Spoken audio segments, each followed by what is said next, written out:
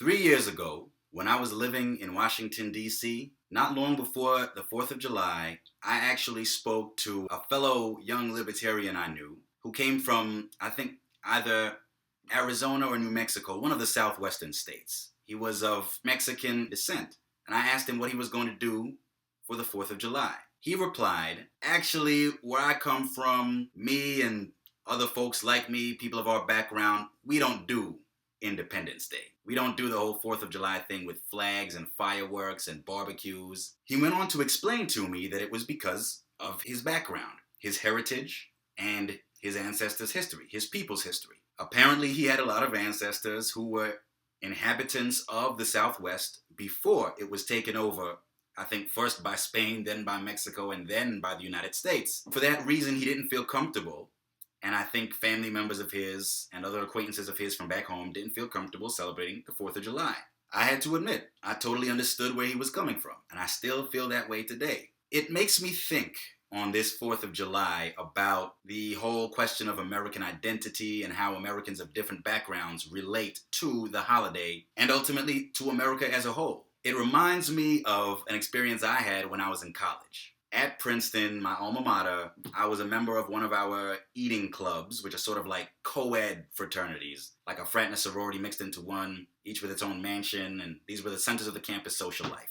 My eating club, and maybe others too, I'm not sure, had a tradition of holding this dinner every fall, held by the members of the club who were juniors. It was called the Junior Dinner, and so I and other members of the club who were classmates of mine had a meeting early in the semester to discuss our ideas for what theme the dinner would have. The dinner always had a theme, and the whole club would be decorated, and we'd serve special drinks and food and the whole works. So I remember attending this meeting, and a lot of people were throwing out different ideas. And one of the ideas that actually got a lot of support was an Ellis Island theme.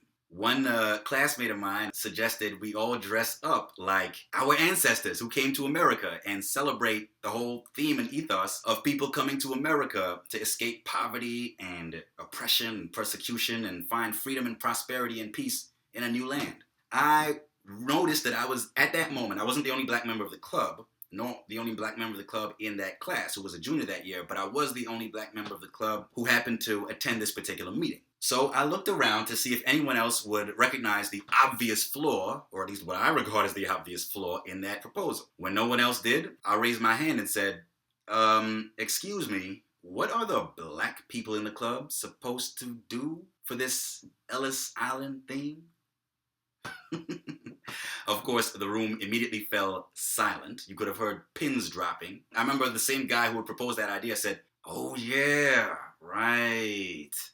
They dropped the idea in very short order, and I think we ended up going with the theme that we used was popular video games from our childhoods back in the 90s. Mortal Kombat and Sonic the Hedgehog and Donkey Kong and all of that. And we had a gay old time. But, it's a story that comes up whenever the whole issue of American patriotism and the way that certain ethnic minority groups in American society relate to the whole concept of American patriotism. Whenever that subject comes up and I hear certain people, often, though not always, white people of a more conservative political bent, whenever I hear folks of that ilk saying, why can't we all just be Americans? I actually remember seeing a segment, actually I think it was a town hall type segment on CNN years ago, maybe a decade and a half ago when I was still in high school. I remember one of the panelists, if not the main panelist, was Michael Moore. And I remember one member of the audience, a middle-aged or elderly white man, rose and asked a question. He said, why can't we all just be Americans? Why do we have to keep separating ourselves into these subcategories? Michael Moore's answer was pretty decent. He pointed out a lot of the inequities, social, economic, and otherwise, that African Americans in particular still face in American society. One thing I would have pointed out, though, is look, given the way American history played out, there are certain populations in American society, most of whose members will never have quite the same relationship with the American experiment and the American idea, and ultimately the American dream that most Americans can have. That incident at my college perfectly illustrated that. I didn't want to just rock the boat. I didn't want to stand out or kill anyone's buzz, but I had made a point that needed to be made. Not every member of the club would have been able to join in this Ellis Island celebration. Black members of the club, or for that matter, Native American members of the club, I would have mentioned the Native American issue if there had been any members of the club whom I knew to be Native American. Wouldn't have been able to participate in that kind of theme. And it wouldn't have been the fault of anyone there. I wasn't trying to guilt trip anyone. I wasn't trying to be anti-American. I wasn't trying to guilt trip white people. I was just pointing out a historical fact that still has ramifications up to the present day. Period. American history happened a certain way, and because of the way it happened, certain populations in American society won't be able to celebrate the country in quite the same way that probably most Americans can. Many Americans of different backgrounds, including immigrant backgrounds, they can say that their ancestors experienced discrimination and persecution in American society, but at least their ancestors came to this country voluntarily, seeking better lives. African Americans can't say that. At least those ancestors didn't see the United States or its representatives conquer their homelands, most of them at least, and colonize them and push them onto reservations and so on. Native Americans can't say that. At the beginning of his famous movie Malcolm X, Spike Lee included a segment including the video footage of the Rodney King beating. The audio overlaid over it was actually an old speech. I can't remember if this was an actual authentic speech, but it was supposed to be a speech of Malcolm X. And in it he said, "We didn't land on Plymouth Rock. Plymouth Rock landed on us." I think Chris Rock has also put it really well. He said, "To black people, America is like that rich uncle who paid your way through college after he spent your whole childhood molesting you." I couldn't have said it better myself.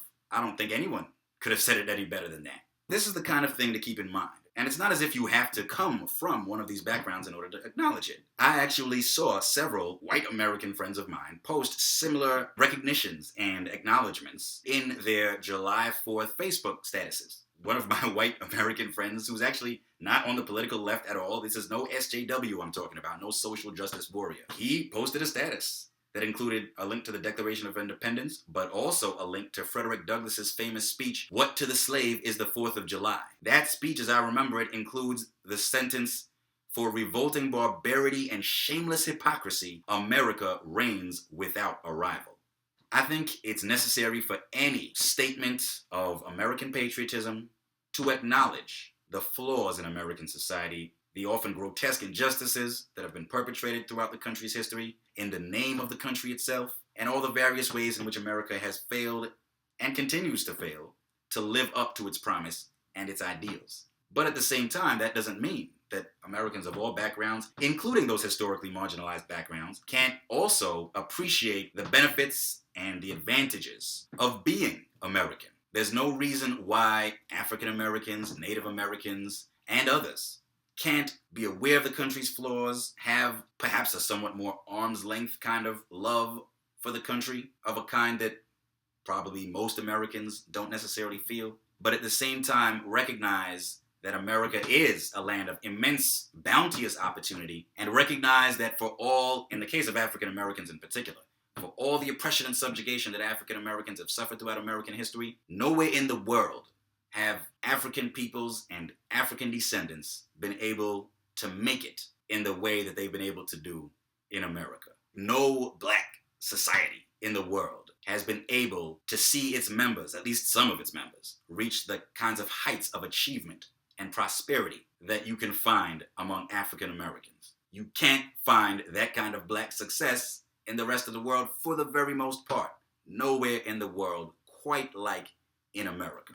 And so, there you go. It's like Chris Rock said it. America is like that rich uncle who molested you as a child, but then paid your way through college. He did horrible things to you as a child. You'll never forget those. You may never be able to forgive him fully for it. But at the same time, at a certain point, he seems to have begun to wake up to a realization of how horrible his treatment of you was. At the same time, I think that Americans of other backgrounds need to recognize that, and they need to respect it. I think they ought to respect that different relationship that African Americans and Native Americans in particular, and other populations within American society as well, have with the whole American ideal.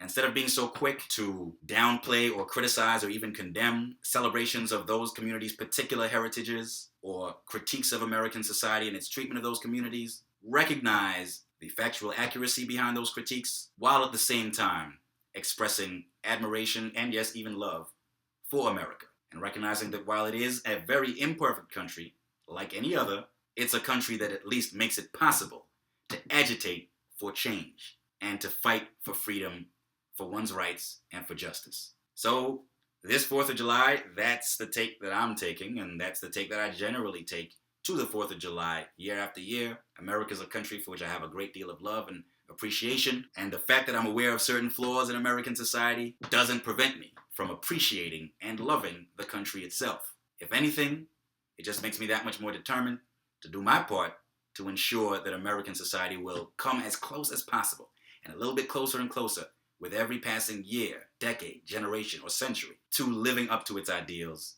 and fulfilling its promise, making the American dream a reality.